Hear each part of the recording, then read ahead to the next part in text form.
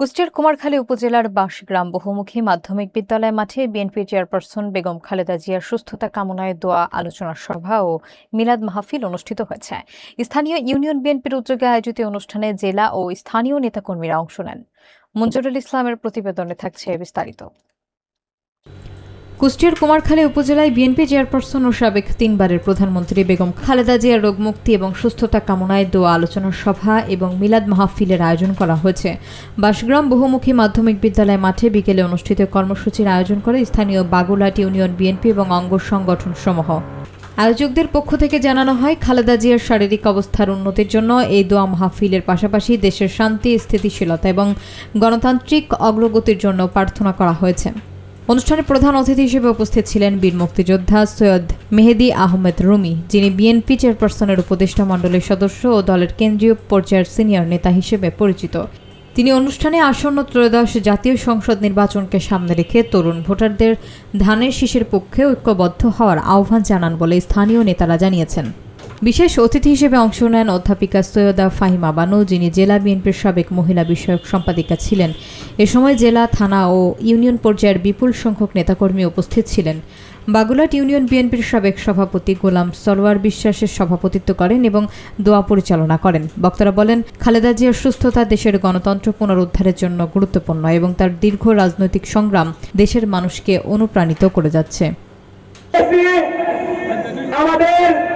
হৃদয়ের স্পন্দন আমাদের নেত্রী, দেশের নেত্রী বেগম খালেদা জিয়া।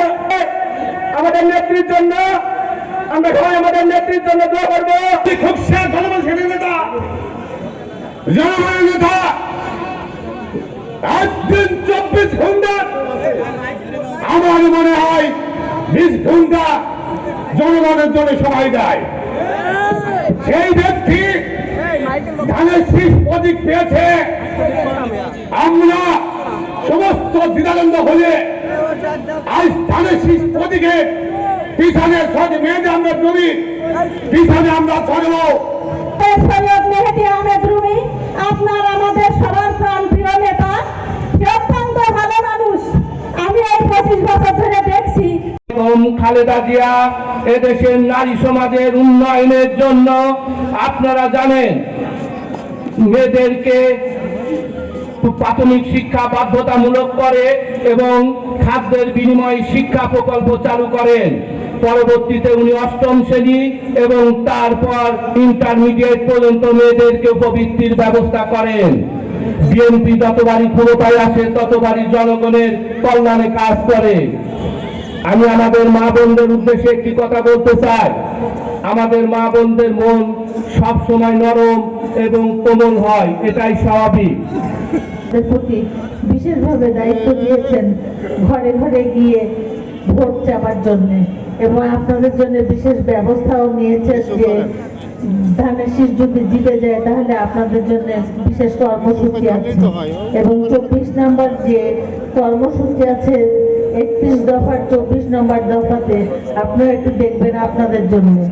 আপনারা সবাই ঘরে ঘরে গিয়ে মা বোনদেরকে উদ্বুদ্ধ করবেন এবং যাতে ধানের শীষে ভোট দিয়ে খালেদা জিয়ার হাতকে শক্তিশালী করতে পারেন।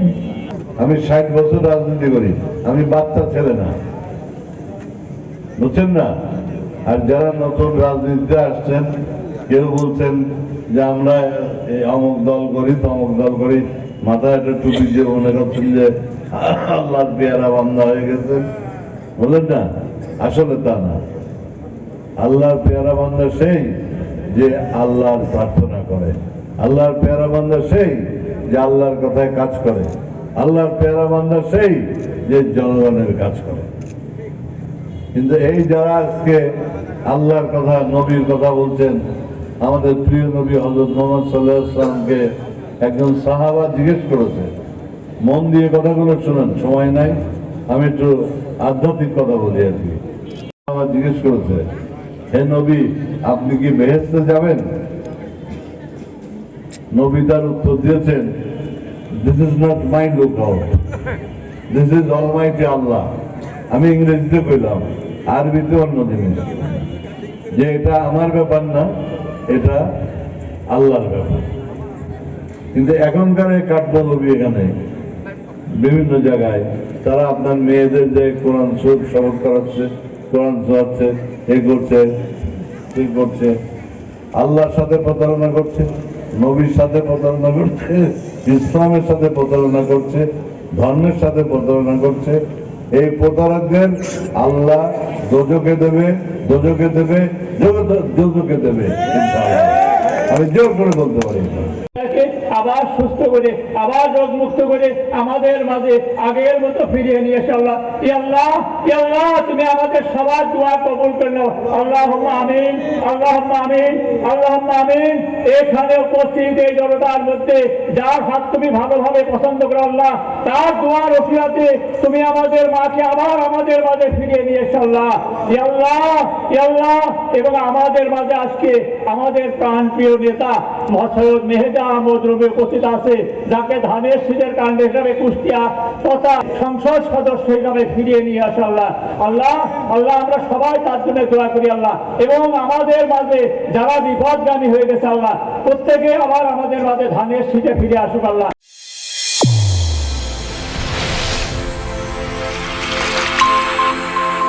চ্যানেল A1 হৃদয়ের স্পন্দন।